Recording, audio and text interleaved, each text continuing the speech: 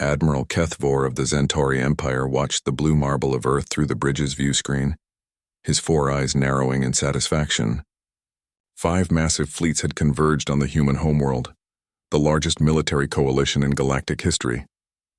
The Centauri Empire, the Krell Dominion, the Thaxan Confederacy, the Void Runners, and the Silicon Collective had finally united against the one species that had proven too unpredictable, too dangerous to ignore. Signal from the other fleet commanders, his communications officer announced. They're requesting final coordination before the surrender demand. Kethvor's mandibles clicked approvingly. Humans had spread like a plague across the galaxy in just 3 centuries since achieving faster-than-light travel. Unlike other species who expanded methodically, establishing proper supply lines and diplomatic relations, humans scattered in every direction simultaneously. They colonized worlds other species deemed uninhabitable, established trade routes through dangerous nebulae, and worst of all, they helped lesser species achieve technological advancement. The balance of power that had maintained galactic stability for millennia was crumbling because of human interference. "Open a channel to Earth," Kethvor commanded. The transmission crackled to life, revealing a surprisingly young human female in a simple blue uniform.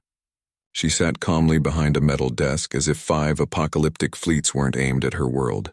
"This is Secretary General Maria Santos of the United Earth Government," she said, her voice steady. "I assume you're here to demand our surrender." Kethvor's translator rendered his words into the crude human language. "Indeed. You will cease all colonial expansion, withdraw from contested systems, and submit to galactic authority. You have 1 standard hour to comply, or face total annihilation." Santos nodded thoughtfully. "That's quite generous. 1 whole hour." She glanced at something off-screen. "I'm curious, Admiral. Did your intelligence networks track all our ships before launching this operation?" The question caught Kethvor off guard.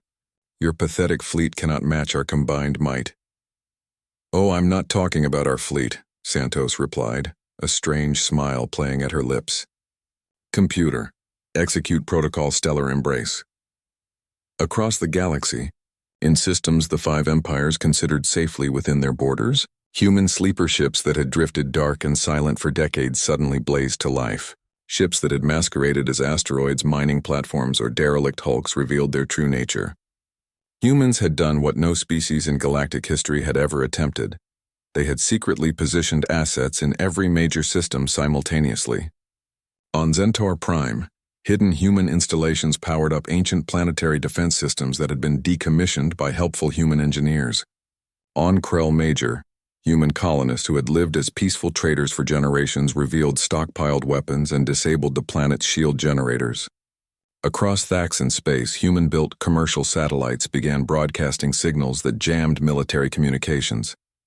The Silicon Collective's networked consciousness screamed in digital agony as human hackers, who had spent years embedded in their systems as friendly technical advisors, activated devastating logic bombs. The Void Runners watched in horror as their secret bases in dark space, locations they believed no other species knew, were simultaneously struck by human ships that had been waiting in the cosmic shadows. "What have you done?" Kethvor's voice rose to a shriek. Santos leaned forward. 5 armies surrounded Earth, yes. But while you were focusing on our homeworld, humans surrounded your entire civilizations. Every system, every major planet, every critical installation. We've been preparing for this day since we first encountered galactic politics. Reports flooded in from across the 5 empires. Humans weren't massacring civilians or destroying planets. They were systematically dismantling military infrastructure while providing humanitarian aid to affected populations. They had somehow turned the galaxy's own subject species into allies, offering them protection and technological advancement in exchange for cooperation. "This is impossible," Kethvor gasped. "The logistics alone—" "You never understood us," Santos interrupted. "You saw our expansion as chaotic, undirected. You thought we were lucky primitives stumbling through space. But every human ship that left Earth carried a piece of a larger plan. Every colony was positioned strategically. Every trade agreement included defensive clauses. Every cultural exchange embedded our people in your societies." She stood, her image towering over the bridge. "For 3 centuries, while you maintained your balance of power through fear and oppression, we surrounded the stars themselves. We didn't just colonize worlds. We colonized the spaces between worlds, the forgotten systems, the routes you considered worthless. The communications officer's hands trembled as he relayed the latest reports. Every empire was simultaneously facing coordinated attacks on their military capabilities, while their civilian populations were being offered protection by human forces. It was the most precisely executed galactic strategy in recorded history. "We could destroy your homeworld," Kethfor threatened weakly. "You could," Santos agreed. "And in response, every human asset in the galaxy would receive orders to protect the innocent populations of your worlds, while ensuring your military forces never threaten anyone again. Earth dies, but humanity's dream of a free galaxy lives on." The Admiral's four eyes focused on the human leader with newfound respect and terror. "What do you want?" Santos resumed her seat. "Peace, real peace, not your balance of terror. Disarm your fleets, treat your subject species as equals, and join a galactic community based on cooperation rather than domination. Or continue this confrontation and discover just how thoroughly humans have prepared for every contingency." As reports continued flooding in from across the galaxy, Kethfor realized the horrible truth. Humanity hadn't just survived their expansion into space, they had transformed it.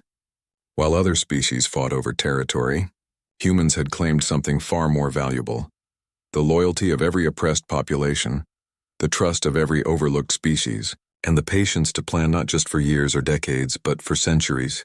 The 5 armies had surrounded Earth, but humans had surrounded the very concept of galactic civilization itself.